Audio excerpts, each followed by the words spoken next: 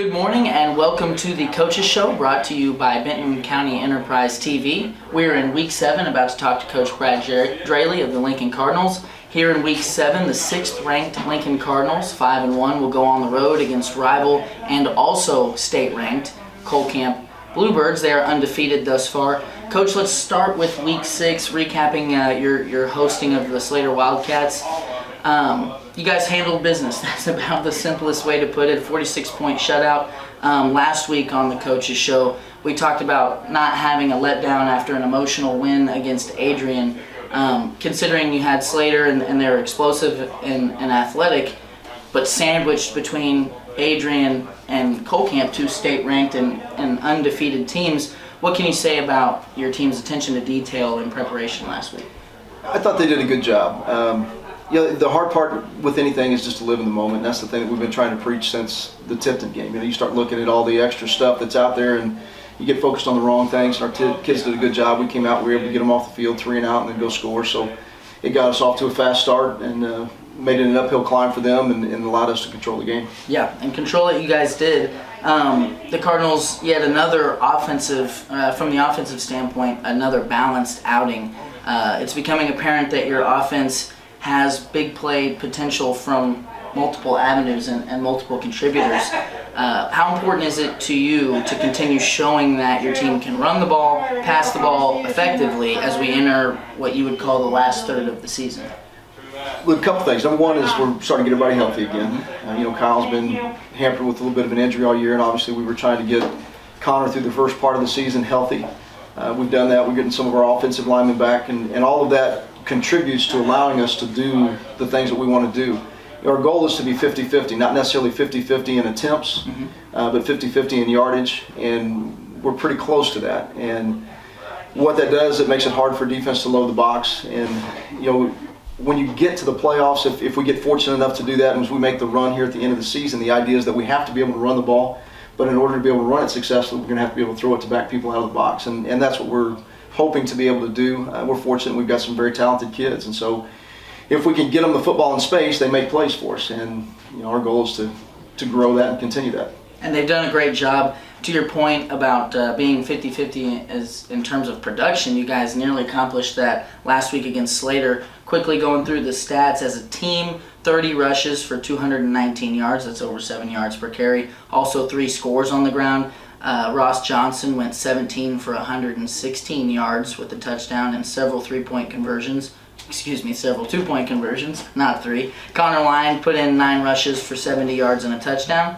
Caleb Mundy also had a really big play on a jet sweep. You guys showed that a couple weeks ago, I think, against Windsor, and didn't have a lot of success. But this week, Mundy was able to get the edge, 47 yards and a touchdown. And we joked on the live stream, Brett and I, that Coach Draley was going to try and run the clock and maybe just eat up a little bit of this time. I think that was the first drive of the third quarter. Yeah. And then Caleb Mundy had a different thought entirely, and he went 47 yards for a score.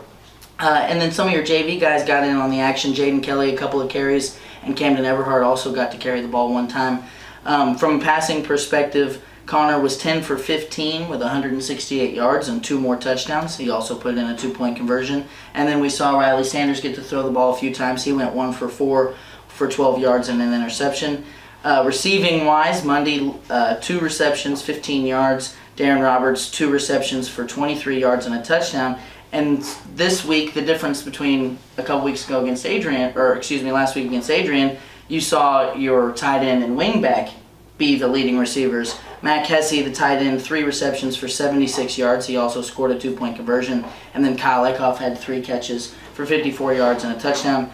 Freshman Dawson Parrott got involved with that connection from Sanders, catching 1 pass for 12 yards. So 400 team yards from an offense. Before we get to the defensive stats, we talked about earlier this week, just when we were talking off the air, about at this level, if you're able to get over 300 yards as an offense, you're really doing a good job. What can you say just about the production you're getting right now?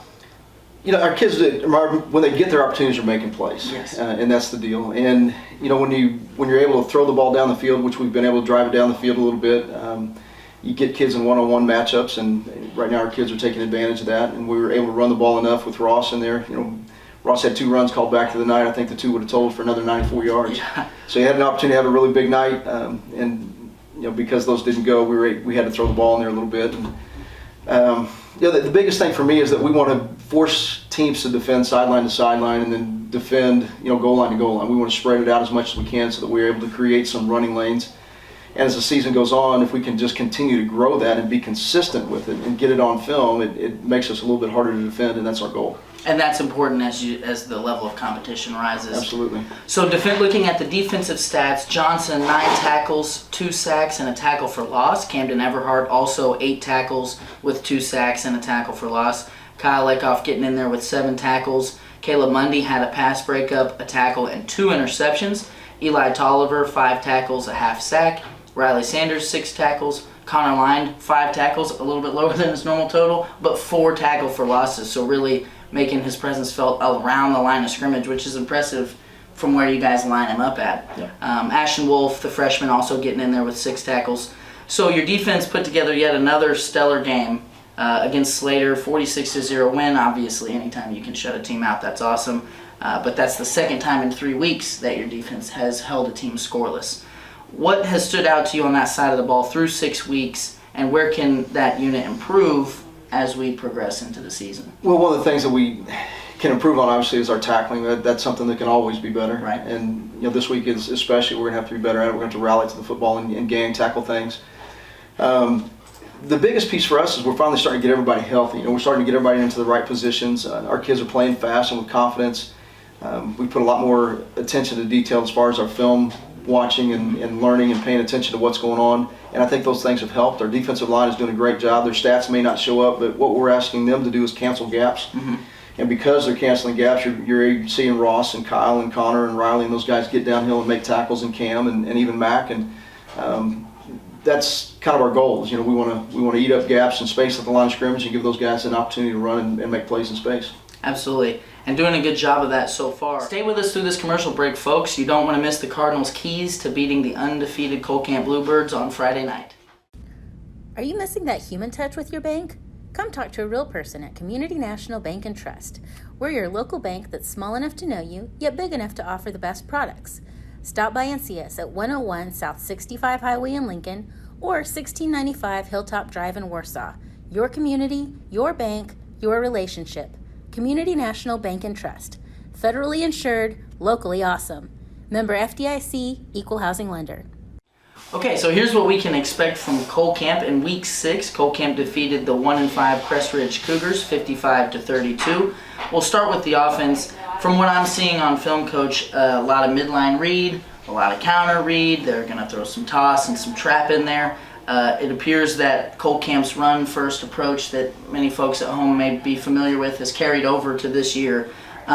So just looking at personnel here quickly, and you just stop me whenever you have something you want to say. Quarterback number 2, Shear. You talked about the importance of tackling and gang tackling this week. What shows up to me on film isn't the fact that he's just a massive individual or that he's got blazing speed, but that he's hard to tackle. Yeah. The things that jump out at us on film, obviously they've got some tremendous athletes. Quarterback 2, the Shear kid, the Harrison kid, 35, 22, and then they run a couple kids in at the running back position. You'll see 15 in there most of the time. The Ives kid plays out at receiver. They do a good job of spreading the ball around and trying to get you spread out at the line of scrimmage, and then the Shear kid hits you with midline. Mm-hmm. You're going to see counter and power, traditional downhill running game stuff behind Big 73, mm-hmm. and then they'll mix in enough of the other stuff to keep you honest. For us, it's a big challenge this week at the line of scrimmage to stay gap sound, to make sure that we read our keys. They give you a lot of eye candy with guys moving in different places, backs lining up in different places. So we have to be disciplined with our eyes, and if we're disciplined with our eyes, the keys are there. The deal is they do it well enough that even if you're right, sometimes they make plays, right. And that's what you referred to with the Shear kid. He's the thing that jumps out to me different from this year than the past years is that he's running through tackles and he's running with guys, defenders hanging on, and he's a senior playing with a lot of confidence. And his main role in the offense is going to be to run the ball. But as we've talked about in the past, and as I've heard, he throws a really good ball. And your goal, I guess, so to say, is to get them in situations where they've got to pass the ball. Well, their strength is running the football. And so anytime that you play anybody, if somebody comes in and wants to play us, I mean, that's the thing too, is that you want to take away the run game. We're growing our passing game enough where we hope that offsets some of that. And that's the goal anytime. We want to force them to throw the football, and sometimes you have to pick your poison. The Harrison kid's fast enough, and you watch tape, he's had some long touchdown receptions. They're going to lull you to sleep, they're going to run, all of a sudden they're going to play action pass, and there he goes 70 yards, and in a couple of cases 90 yards down the sideline. So the challenge is, again, having eye discipline, continue to read your keys, and making sure that we're doing the things that we've done all week long in our game plan. Anytime you go and play, it's not about can you do it for 1 or 2 plays, it's can you do it for 55 or 60 plays defensively in a ball game for full 48 minutes. Anybody can stick it in there once or twice, but being able to stick it in there and do it over and over and over for 48 minutes is what separates the teams that win and the ones that don't. So to your point about them getting the ball to Harrison, I've got on my sheet here that he's fast in all caps and quite possibly the fastest player on the field at any given time. Now I think Connor Lyon may have some arguments or a bone to pick on that front, but they get him involved in the run game, and then they'll slip him out of the backfield and they'll throw it to him. As far as their other receivers, I've got Ives, 0, and then number 10, Banks. Banks, the 43 is the other one that's made some big catches out of the tight end spot. Yep. They lull you to sleep, they run at you, then he'll slip out and run a little tight end pop or whatever you want to call it, seam in the middle of the field, and he's made some big plays this year. And he's continued drives and set him up for scores. Right, and again, doesn't jump off the page to you athletically, but he's there, he's reliable, he catches the ball and then gets them where they need to go. Moving down the list with their backfield, you mentioned a couple of the players. 22, I believe, Steenbergen, and then 15, I think, is also a Steenbergen. And it seems 15 is kind of taken over that fullback position, and he's the one that takes that dive on the midline. He's a lead blocker. They'll lead block him. He'll play like a guard when they run counter, so they'll pull him and big 73 behind him. He'll be the lead block. He'll be the kick out block on power when they run power to the side when 73's blocking down. So he does a lot of important things for them. Plays defensive line. He's a good football player. Yep. And then his older brother gets the ball. They'll move him. It seems like they treat Harrison, the older Steenbergen, and then number 20, I believe Strathman. They'll just they'll all play those positions at different times. So I'll ask you a question about that in a little bit. We spoke on the tight end and the receivers, and then you mentioned it in passing, but what can we say about 73, big Michael Wisman? I mean, he's probably, when you're talking about the best guys up front that you've seen this year, he's got to be on the short list. He is. He's a big old kid. 6'5", 300 and whatever he is. Kids were saying 330. I don't know if he's that big. He's big. I know that. The thing about him is when he gets off the ball and he gets a down block, if everything else is stalemated inside, he pushes everything down. Right. I mean, he's just so big and strong. And it's going to be a big challenge for us. Eli's going to be 190 pounds, and he's going to have to fight through that. And Ashton and even Plum and those guys we just don't match up to that. So we're going to have to try to beat it with speed. We have to be aggressive in the gaps, and we have to stay low. If we're standing up, he's going to embarrass us. I told him, if you stand up, just go on their highlight page next week and take a look at yourself because you'll be there.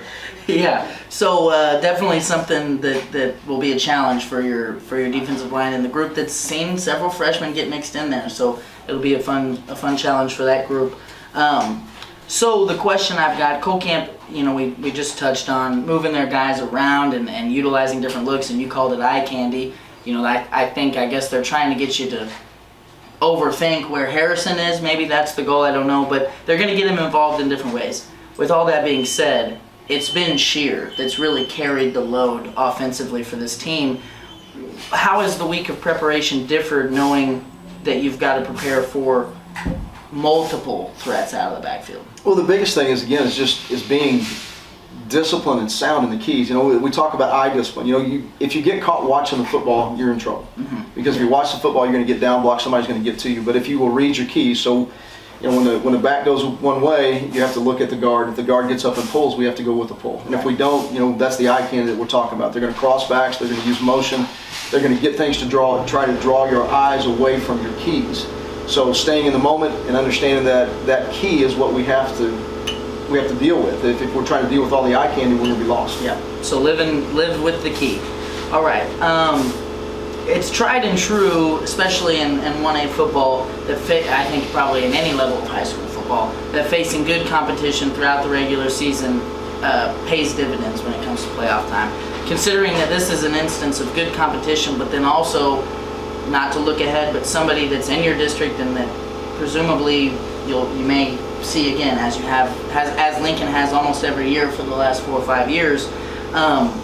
What has been the mentality of your seniors this week of preparing for a Cole Camp squad that they're so familiar with? Well, the message and the thing that we've tried to preach is that you have to live in the moment. You know, we can't, what we did last week and what happens next, we can't control any of those things. Control what you can control, which is the play that's directly in front of you. In big ball games like this, the team that has the ability to live in that moment and stay there and not be too low if something bad happens and not be too high if something good happens is a team that generally wins those football games. There's a quote from Marty Schottenheimer that is on my stuff to share with our kids again today, and every time we get into ball games like this I give, and he would tell the players in the locker room, everybody in here is going to have 3 opportunities tonight to make a play. And the difference is going to be whether or not you're able to make them. And it may be, you know, for a receiver, it may be getting across the field and getting a block on that safety or corner that we've got a run that's going for 10 yards that might spring it for a touchdown. It might be giving the extra effort and slapping a guy's heels together so the run doesn't go. Maybe it's completing the block. Maybe it's catching the ball. Maybe it's intercepting it when you have an opportunity. Maybe it's chasing the play down from behind when the guy gets tackled, the ball comes loose and we're able to get it versus them getting it. So there's a lot of instances in the night where those things come into play, and it's being able to focus and stay in that moment all night long. And be bought into the process, that's right. Absolutely. So your defense has really caught their stride with Connor being back and having a healthy Kyle. We've talked about injuries, it seems like every week for the last few weeks, but now, you know, the majority of those injuries have been mended. What will the Cardinal defense look like on Friday night? Personnel-wise? Well, it's going to be similar to what we played last week. I mean, I think we've kind of settled into it. Riley's doing a really nice job back there for us at safety. He and Connor are similar in the things that they bring to us. Moving Darren out to corner has helped us. It's kind of solidified our defensive backfield a little bit, and then we're rotating bodies at the defensive line. You know, we've got 5 or 6 kids that will play tonight and hopefully do their job about getting into gaps and eating things up. And then, you know, we count an awful lot on Ross and Kyle get downhill from those positions and making plays for us. Okay, so let's take another short break and then we'll talk about Cole Camp's defense. Veracruz Trace Mexican Restaurant in Lincoln, Missouri is proud to support Lincoln and Warsaw High School football. The friendly staff at Veracruz serves delicious and authentic Mexican cuisine Sunday through Thursday from 11 a.m. to 9 p.m. and Friday through Saturday from 11 to 10. Try it for yourself at 455 North Highway 65 or call it in at 660-547-0315. So, Coach, it looks like from just a short breakdown that I was able to get together from watching a little bit of Cole Camp's film, their defensive backfield looks smart and athletic and might be one of the better coverage groups from what you've faced. And kind of going hand in hand with that, they also seem to be willing to tackle and stick their nose in and get dirty. In addition to that, they've forced several or caused several defensive touchdowns this year. So with that being said, how, if at all, has not turning the ball over been implemented in this week versus others? You know, that's one of those things that you concentrate on the things that you can control. So it's about going out and making sure that we put our kids in a position in practice where they see the reads and the coverages that we're going to get. They're going to play a 2-shell. They're going to have 2 high safety. Harrison's one of them. Most of the time he's to the wide side of the field and he flies to the line of scrimmage. He's kind of like Connor. You know, you'll see him 12 yards deep and the next thing you know he's making a tackle at the line of scrimmage. So it's understanding that those guys are coming down, they're being aggressive, they're trying to put our kids into positions where we can take advantage of maybe the way that they line up. They're very good at what they do. You know, their corners set to the outside, they turn their butts to the sideline, they try to trap everything and force it back into the safeties. The 2 outside linebackers, 22 and 52, do a great job of getting upfield and setting a hard edge and trying to turn everything back inside. Their 2 linebackers, 0 and 30, do a good job. 30's a plugger. You know, he's coming most of the time. The 0, which I think is the Ives kid, he does a really good job of reading and running and reacting to what's going on in front of him. And then they rotate, you know, a couple different noses through there. Obviously, one of them is the Wisman kid, but 15 and 50 are the 2 mainstays at tackle, and they do a great job of just getting off the ball. And the same thing we're asking our kids to do, which is eat up blockers and eat up gaps. We want to cancel gaps, and to me that means that we get into the gap and we're able to hold it sound so that the rest of those guys can flow. If we don't, then you end up with two guys in a gap, or somebody, a lineman's able to release and get to a backer. So their philosophy as far as that goes is very similar to ours. And then coverage-wise, are you expecting to see a lot of the same thing? Will it be similar to anything you've seen? Went back and watched some tape. It's the same thing they did the last 2 years with their defensive secondary. I think they just happen to be a little bit better at it this year. Those kids are good. I mean, they're fast. They play physical. They're playing with a lot of confidence right now. They're 6-0. So why wouldn't you be playing with confidence? And they're seniors or 2 or 3 year starters, and they're ready to go. It's going to be a fun matchup. It's one that we're looking forward to. I think our kids are ready for this kind of a test, and I'm sure they're thinking the same thing. So it's going to be no bars hold. Yeah, and to your point, most of those players that you mentioned were in very similar roles last year. So it's carryover. You get to do more things as you get older and you get more comfortable. Just going through quickly, you've touched on a lot of it. 35, Harrison. We talked about him on offense. You mentioned on defense he's comparable to Connor because of just the speed and the aggressiveness that he has when it comes to and he's scary in the special teams. If you kick in the football, he's going to go score. So. And coverage-wise, he holds up too. I mean, I think of the defensive touchdowns produced by that unit, he's got at least 1 or 2 to his name. He had at least 1 last week. Yep. Yeah. So and then to moving on, I think number 10, the Banks kid, also plays some safety for him. He does. I think he had at least an interception against Crestridge, and he may have also. I think they both went back for scoring. I think that's right. Able tacklers in space, the both of them. I think that the combination of Shear and Strathman at corner, that's number 2 and number 20, may be one of the better tackling duos out of a cornerback group that you've seen. And they play defense kind of like they play on offense. They just play hard. You mentioned the linebackers, the Ives kid, number 0, playing linebacker for them. I believe he was their leading tackler, maybe each of the last 2 years, but definitely last year. So what seems to be the strength of Colcamp's defense? I think it's just they play with a lot of confidence. Anytime you have a good football team, they get into what they do and they just do it really well. And that's kind of what these guys do. This year they're giving you a 3-4 look. Last year it was more of a 4-2-5 kind of a combination. The secondary rotations and the thing they do has been very, very similar through the last 3 years, the prior 2 and this one. What they do up front in the box is a little bit different this year. Last year they were giving us a 4-man front. This year it's a 3-man front. Depending on formation, sometimes the 22 will roll back and they'll give you a 3-3 look. But most of the time he and 52 are down as the outside linebackers with 0 and 30 as the inside backers, and then the 3 down linemen. So it just comes down to who's going to make plays. Both teams have got seniors out there, and a game like this, it's not about scheme, it's about players making plays. Right.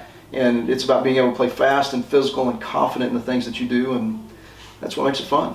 And I think we know what to expect from the Lincoln group as far as players and who's going to be doing what. And I think if anybody's been paying attention to Colcamp that watches this show is going to have an idea of what they do, because like you said, it's kind of been the same thing.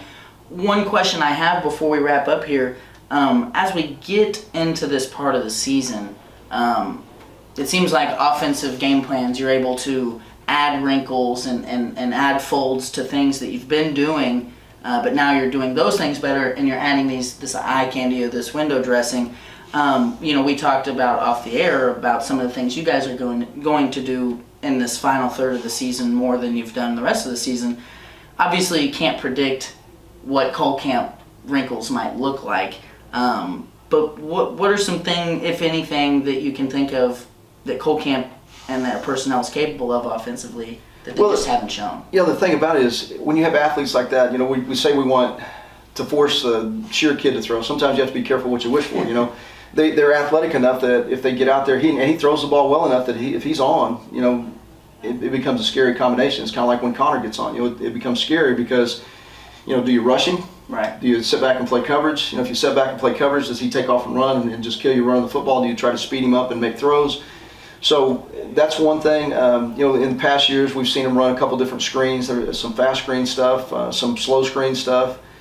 Anytime that you have 35 standing there, you have to think about reverse. The halfback pass, all those things at this time, it opens up the entire playbook. Right. You have to be, and that's where the eye discipline piece comes back. Mm-hmm. If you read your keys and do what you're supposed to, you're in position. If you get greedy or you try to do somebody else's job, then all of a sudden you've made a mistake and there's somebody standing behind you wide open. And it's going to be a challenge, but it's one that I think our kids are ready for. I know we're excited about it, and it should be a great football game. We can't wait. It's going to be 48 minutes of a lot of fun. It's going to be a lot of fun, and it'll be even more fun for those of us that get to watch and just kind of enjoy it. I've dubbed this as, not that anybody's necessarily turning to me for this, but this has to be one of the best high school football games that Missouri has to offer this week.